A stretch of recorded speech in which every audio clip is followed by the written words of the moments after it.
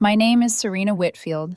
I'm 34 years old, and 3 weeks ago, I called off my own wedding in the middle of breakfast without raising my voice once. Not because of a fight, not because of betrayal in the way people expect, but because of one sentence. He said it laughing, like it didn't matter, like I wouldn't hear it. I don't even find her attractive unless I've had a few drinks. That was the moment everything became simple. I work as a civil engineer in Manchester. My days are structured and predictable. Infrastructure projects, council timelines, drainage systems, road rehabilitation. Everything runs on planning, sequencing, and accountability. I like that. Problems have sources. Systems have solutions.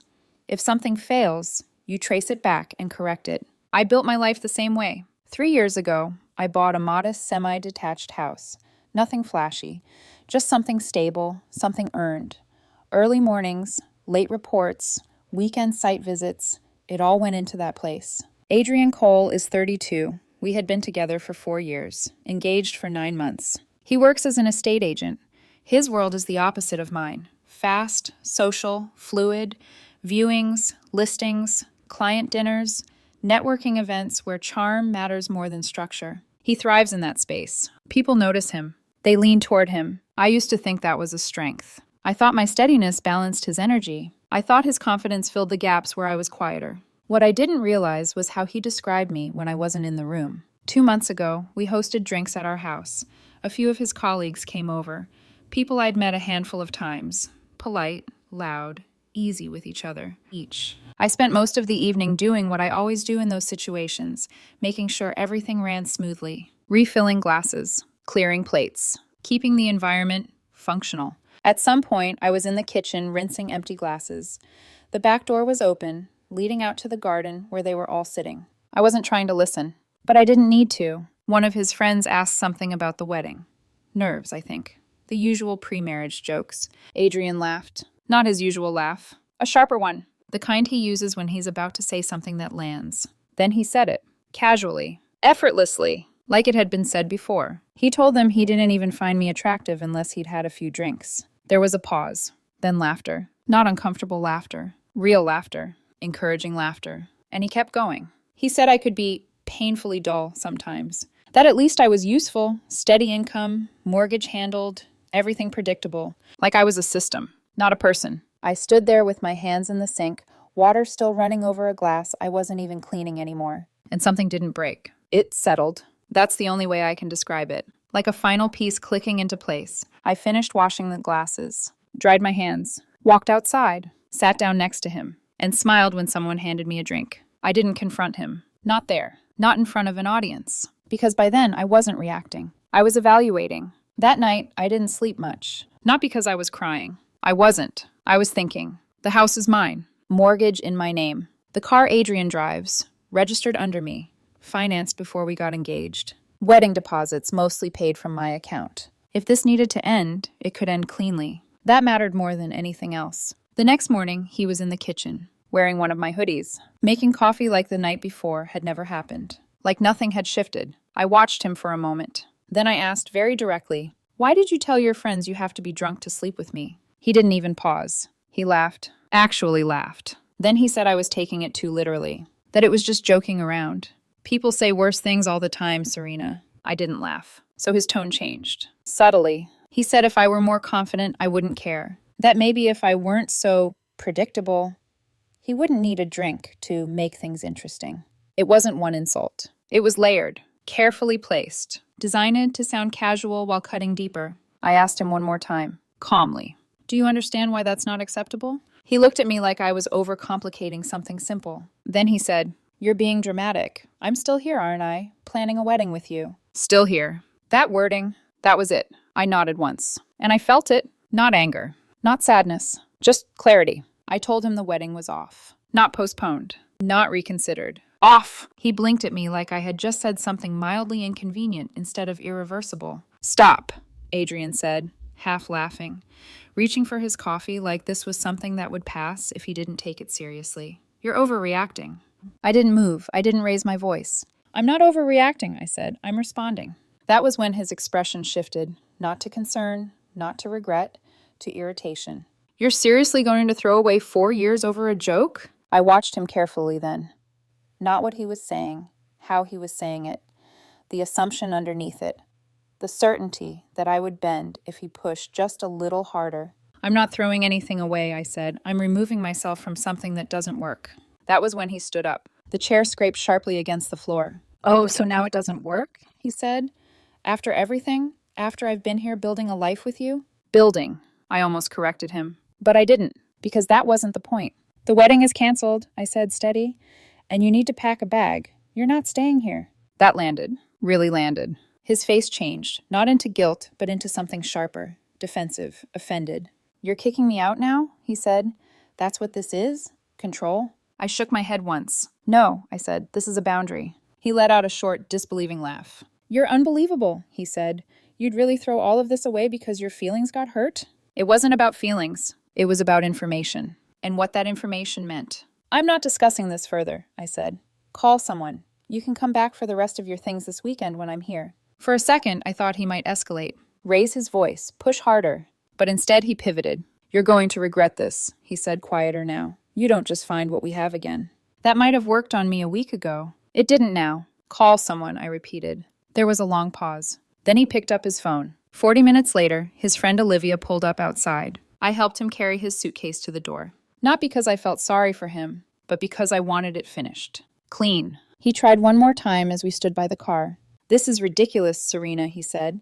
You're going to calm down and realize you've made a mistake. I didn't answer. I just stepped back and closed the door. When the car drove away, the house didn't feel empty. It felt quiet, not hollow, clear, like something had been removed that didn't belong there anymore. I stood in the hallway for a minute longer than necessary. Then I went back inside. The first thing I did wasn't emotional. It was administrative. By noon, I had emailed the venue, canceled the booking. We were still within the partial refund window. I recovered about 60% of the deposit. The photographer kept the retainer. That was fine. I considered it a cost of early clarity. Adrian started messaging me around midday. At first, it was disbelief. You're seriously canceling things already? Then irritation. You're embarrassing me by telling people it's off, I replied once. I'm not moving forward with a marriage where I'm publicly disrespected.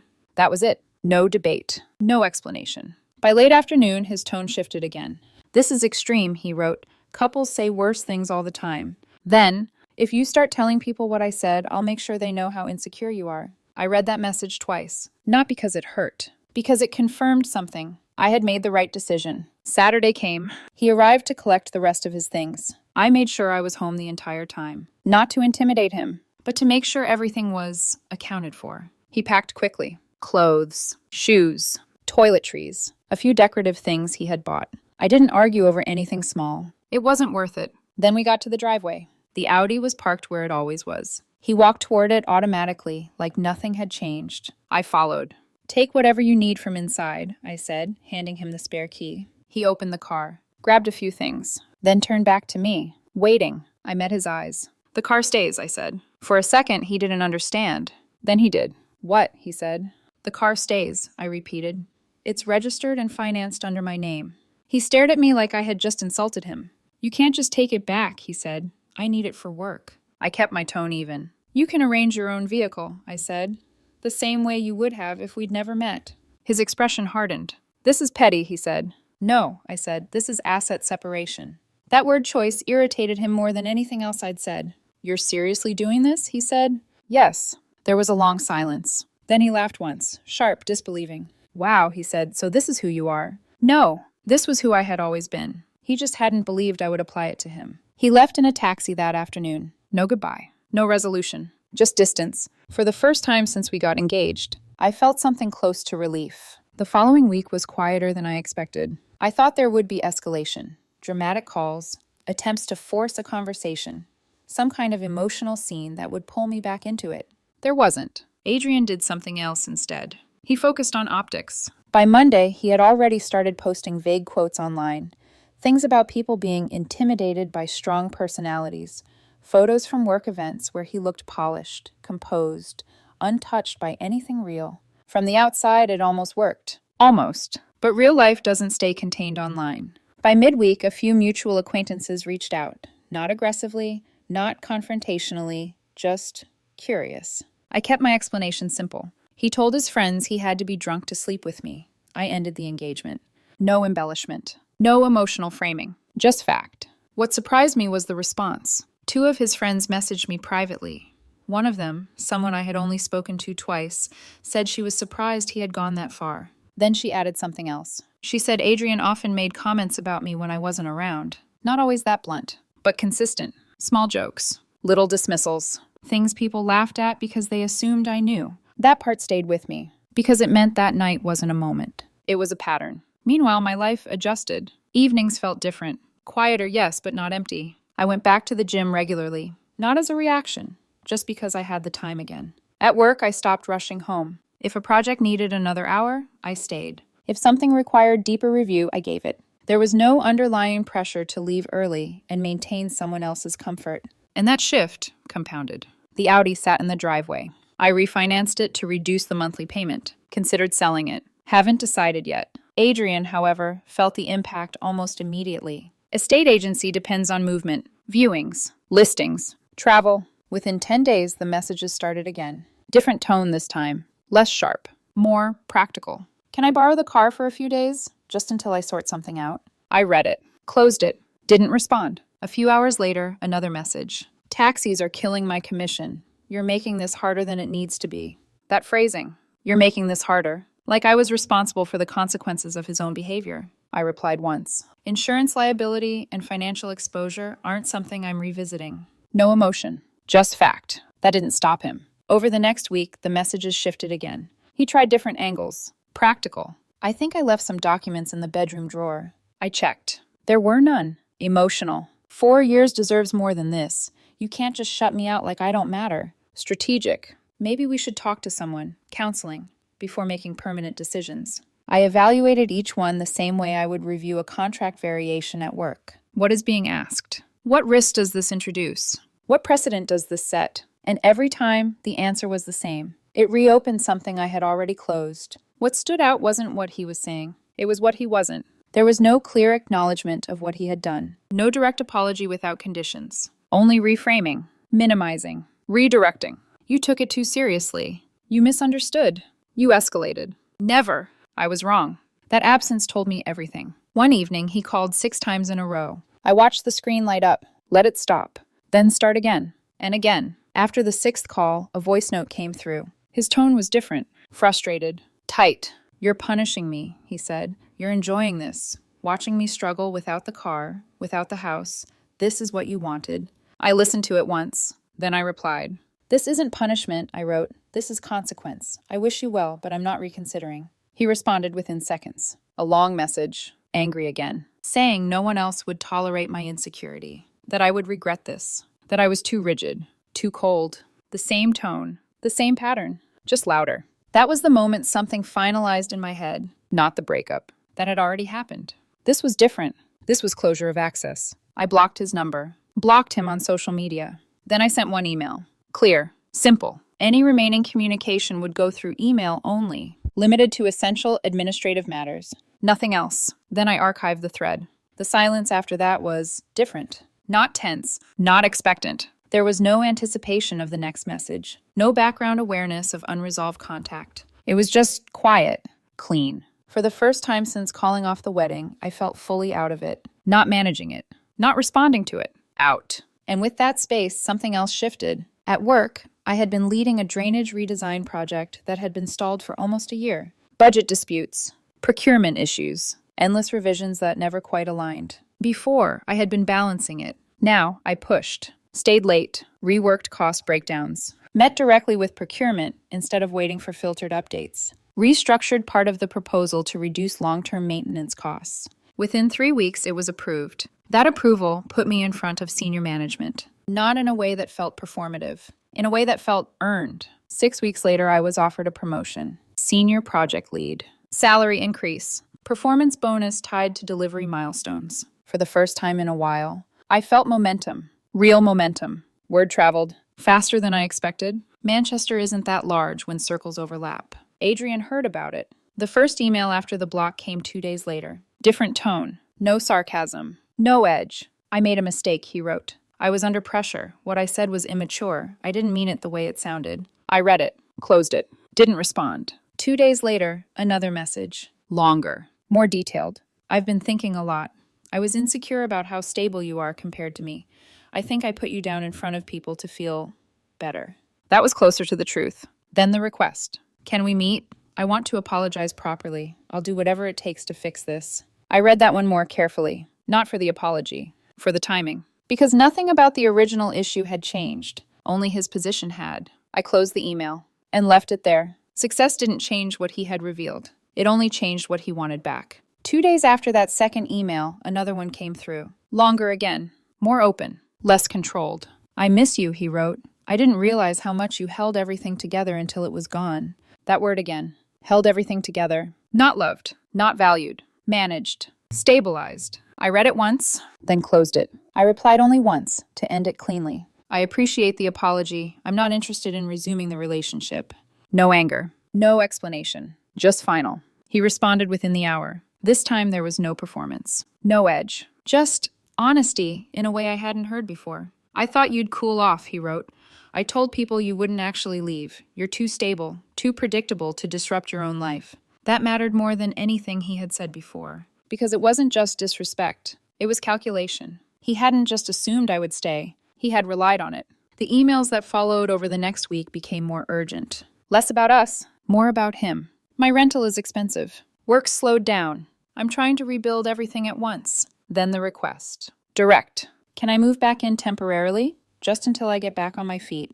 We can take things slow. I read it twice. Not because I was considering it. Because I wanted to be certain of what I was seeing. This wasn't reconciliation. It was repositioning. I replied once more. No. I kept it simple. Moving back in would blur boundaries. Create false expectations. The decision was final. Not a negotiation. He tried again. A different angle. I'll sign a tenancy agreement. I'll pay rent. I'll prove I respect you. That confirmed everything. This wasn't about respect. It was about access, security, convenience. I didn't respond again. Through mutual contacts, I heard fragments of what happened next. He had started telling people he had sabotaged the best thing in his life, that he underestimated me, that he thought I would never call his bluff. For my part, I wasn't angry anymore. Just steady. The promotion finalized at the end of the quarter. I celebrated quietly. Dinner with 2 colleagues. No announcement. No performance. Just forward movement. About 2 months after everything ended, I ran into him. Unexpectedly. Thursday evening. I had just left the gym and stopped at a small supermarket near Deansgate. He was in the wine aisle. The irony wasn't subtle. He saw me first. When I turned the corner, he was already looking at me. Not sharp. Not defensive. Just tired. We stood there for a second. That quiet public pause people pretend doesn't exist. Then he walked toward me. No raised voice. No theatrics. I've been hoping I'd run into you, he said. You stopped replying. That was intentional. Up close, he looked different. Not dramatically. Just worn down. Edges softened in a way that didn't come from peace. From pressure. Work's been slow, he said. I might move back in with my parents. Commute's going to be rough, but it is what it is. I listened. Didn't interrupt. I underestimated you, he said finally.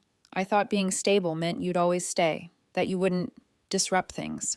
There it was again. Stability. As if it had always meant predictability. Containment. I got used to being the one people admired, he continued, and I started using you as contrast. It made me feel bigger. He let out a small breath. I liked the reaction I got when I made those jokes.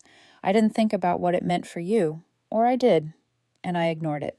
That part mattered. Not ignorance. Awareness. Dismissed. I let him finish. Then I spoke. Calm. Measured. I believe your apology, I said. He nodded slightly. Hope, just for a second. Then I continued. It doesn't change anything. His expression didn't break, just settled. I can't rebuild something once I know how you see me, I said. Not after it's been said out loud. Not after it's been repeated. He looked down for a moment, then back at me. Is there any version of this where we start again? He asked.